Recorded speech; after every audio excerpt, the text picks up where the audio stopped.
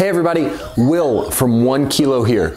Velocity-based training is everywhere right now. It's all over social media on athletes and influencers pages. One of the easiest ways to get into velocity-based training is putting it into your squatting. So in this video, I'm gonna show you how to ramp up your training by using velocity-based training with your squats.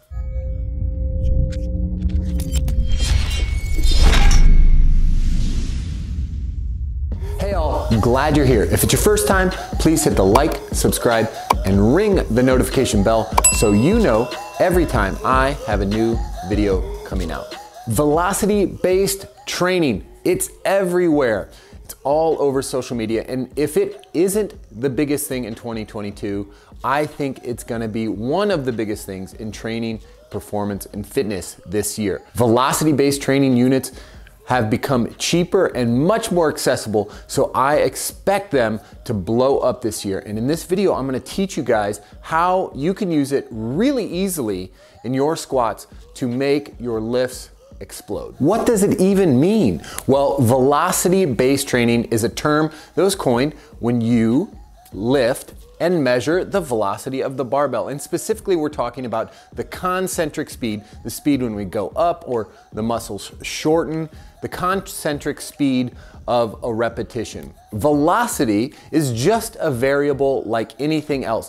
It's like sets, reps, weight used, all rest time even. Those are all variables that you can use in your training, and velocity is just the same sort of thing. Velocity is a super desirable variable because it has been shown to be really accurate no matter how you feel. Any good lifter has experienced this where you put 80% on the bar and it feels like 90%, 95%, it might feel like 100%, or it feels way too light. And that's been borne out in a ton of studies where they show that on a given day, the percentage of your 1 rep maximum may fluctuate up to 16% in either direction.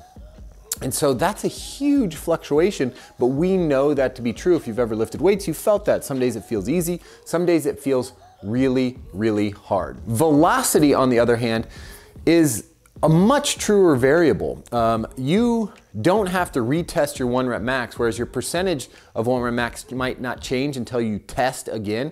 You get a new 100% max, so you get a new 80% max of your max. Velocity fluctuates by the day. So what is typically 80% always moves at a constant speed. So if you move what should be 80% faster, you know it's a good day. If you move what should be 80% slower, it could be a bad day. So velocity is a much more true variable, and it's really, really effective when you add it into a simple strength movement like squats. So coming up now, you're gonna see some videos of one of my athletes squatting with a velocity tracker on the bar. She's using what's called a Rep 1. It's a really cool company. I use them almost exclusively for tracking velocity. It's got a little tether that attaches to the bar. You can see that right there. Straps around the bar. It's gonna give you measurement here on the top, but also on your phone. So my athlete has the Rep 1 attached, and as you can see on the screenshot right there, she is doing a lighter weight to start with, and we have a 3 rep, and you can see those velocities.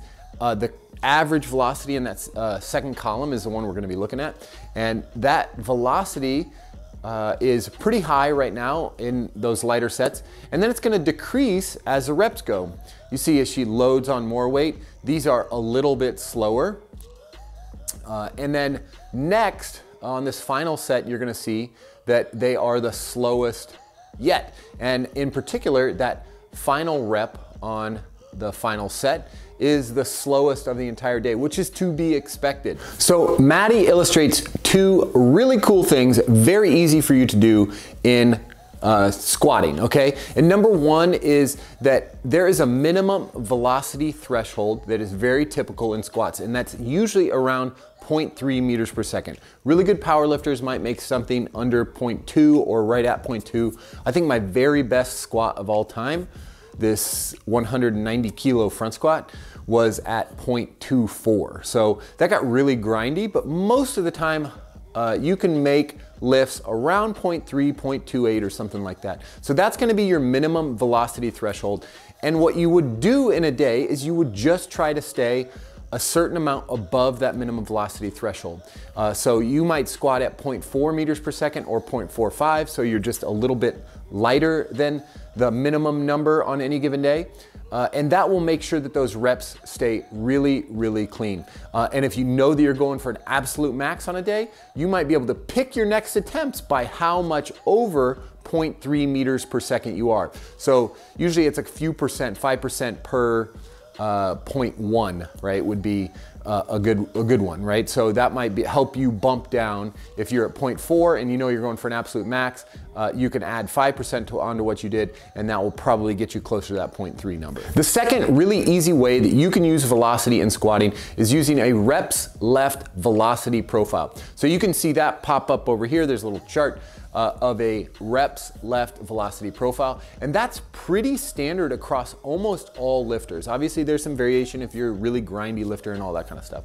But if you look at a set of 10, for instance, the final rep of a 10 rep max will be the same speed as your 1 rep max. The second to final rep, that speed will be the same speed as your 2 rep max, right? So the final rep on a rep max is always the same. So if you work backwards, you can know roughly how much you have left. So 0.5 meters per second, let's say, it might give you 6 reps left. I don't have the chart right here in my hand, but you can see from the chart that you can work backwards to see how many reps left you would have in a set. So that is such good information if you know that you want to have an RPE 8 or reps in reserve 2 or something like that, because there is a chart with velocity that tells you exactly that. All right, everybody, that is it. That is my simple, maybe a little bit long-winded